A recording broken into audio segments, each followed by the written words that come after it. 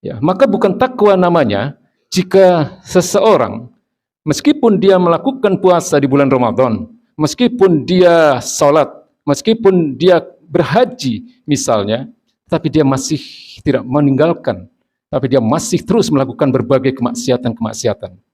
Dia masih memakan uang riba misalnya. Dia masih melakukan korupsi dan seterusnya. Bukan takwa namanya kalau seseorang masih sering berdusta, ya, masih sering melakukan berbagai kezaliman, masih sering melakukan kecurangan-kecurangan, ya, masih tidak peduli dengan saudaranya sesama muslim. Tidak dikatakan bertakwa mereka-mereka orang-orang yang tidak peduli dengan apa yang disebut dengan amar ma'ruf nahi mungkar. Karena takwa itu sendiri adalah sebagaimana yang kami sampaikan, ketundukan yang total kepada Allah Subhanahu wa taala.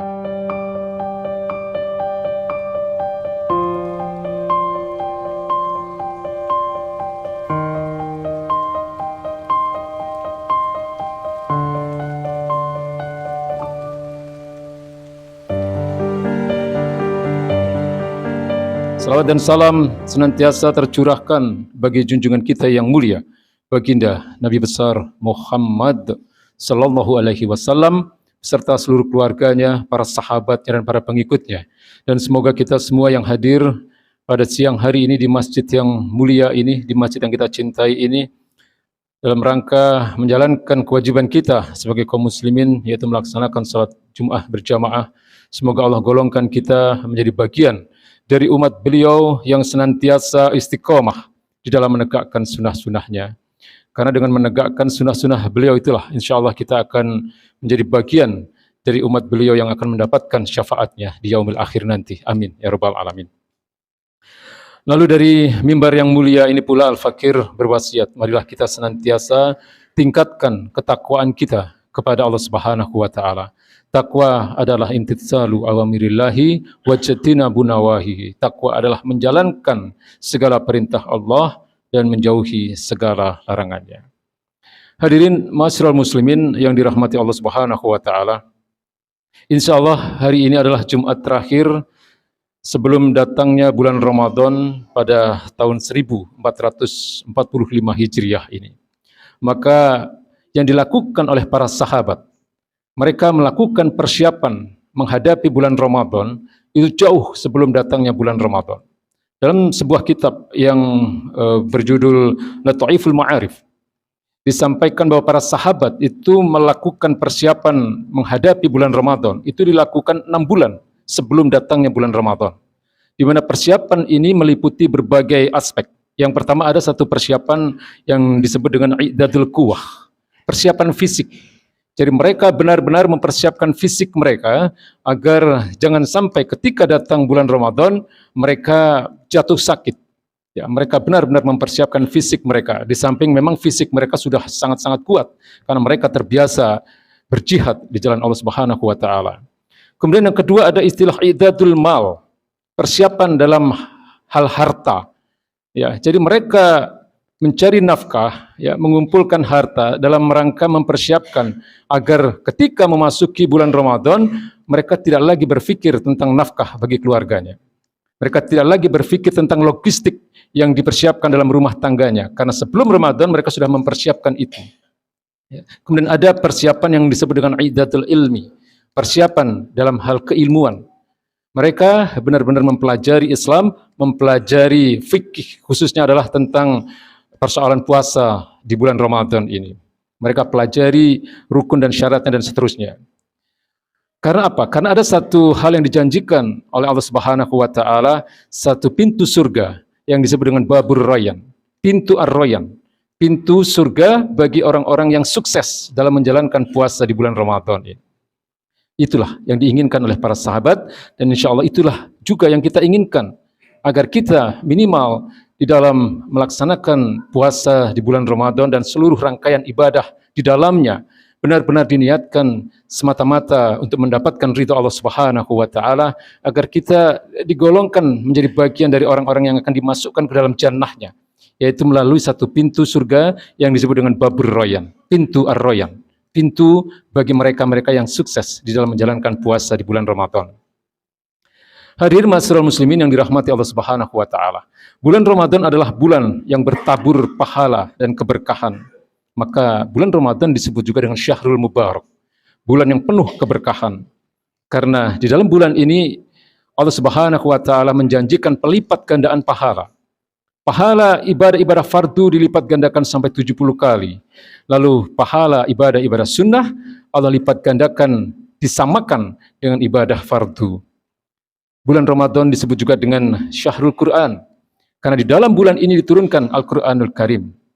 Dan di dalam bulan ini pula kita dianjurkan untuk mendekatkan diri kepada Al-Quranul Karim, membacanya, merenungkan kandungan maknanya, menghafalnya, kemudian melaksanakan apa yang menjadi ketetapan-ketetapan dari apa yang telah ditetapkan Allah dalam Al-Quranul Karim tersebut, mengimplementasikan dalam kehidupan sehari-hari. Bulan Ramadan juga disebut dengan Syahrul Maghfirah, bulan penuh pengampunan, di mana Allah Subhanahu wa taala menjanjikan ampunan bagi mereka yang mau bertobat di dalam bulan Ramadan, dan akan dijanjikan penghapusan seluruh dosa-dosa yang telah lalu. Maka baginda Nabi mengatakan, man shoma Ramadan imanan wahtisaban ghufira lahu ma taqaddama min dzambih. Barang siapa melakukan ibadah puasa di bulan Ramadan semata-mata karena iman, wahtisaban, dan semata-mata mengharap ridha Allah Subhanahu wa taala, ghufira lahu ma taqaddama min dzambih, maka akan diampuni dosa-dosanya yang telah lalu. Lalu dalam redaksi yang lain ada satu sabda beliau yang berbunyi, man qoma Ramadan imanan wahtisaban ghufira lahu ma taqaddama min dzambih.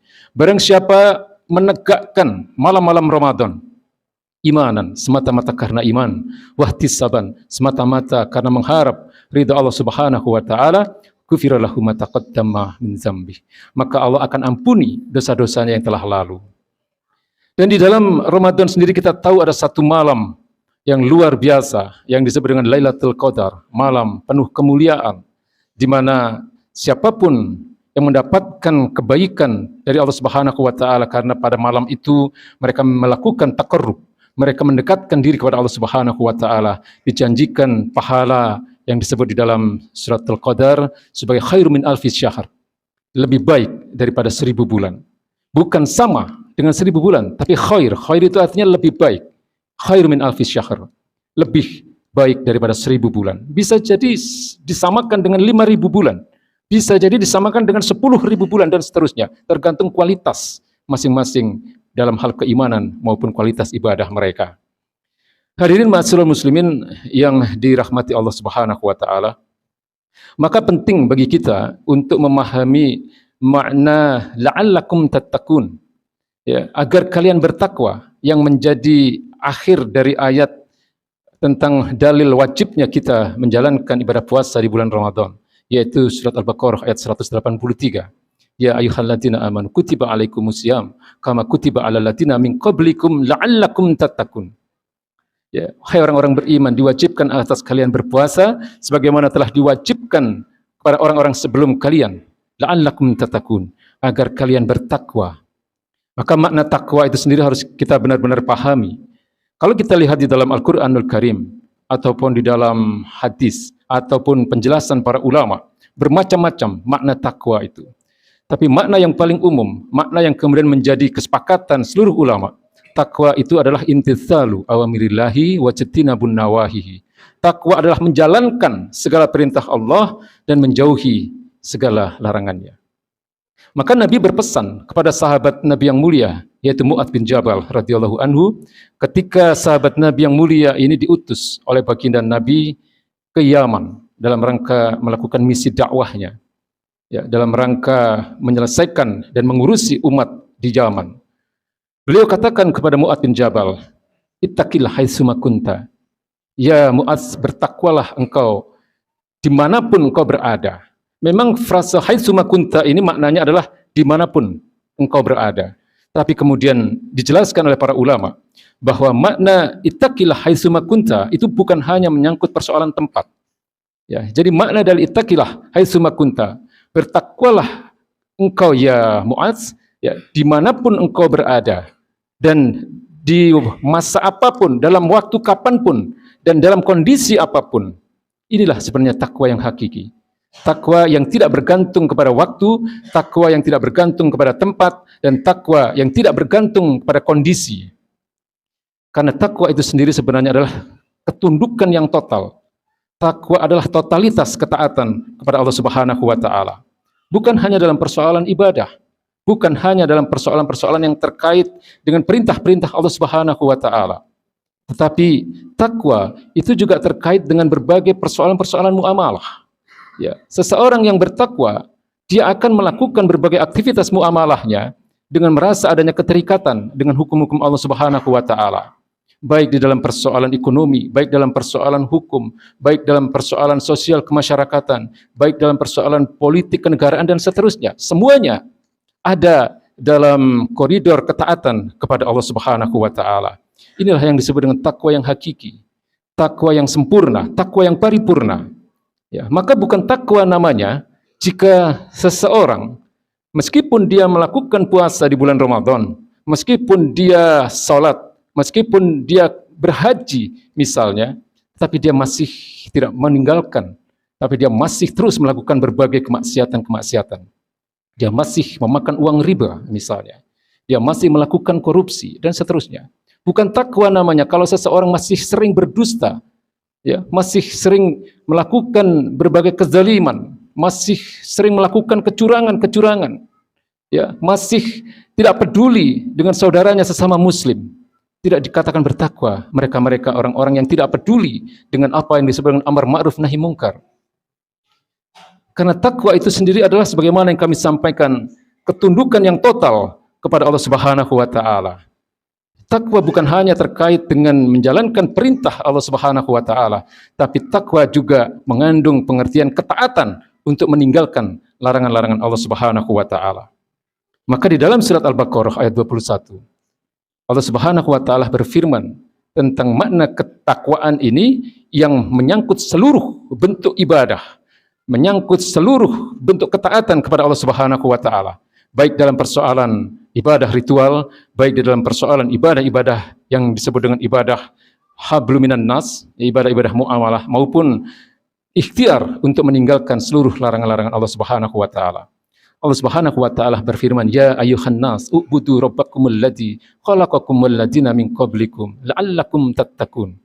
Wahai manusia, sembahlah Allah, beribadahlah kepada Allah Subhanahu wa taala, zat yang telah menciptakan kalian dan yang telah menciptakan orang-orang sebelum kalian.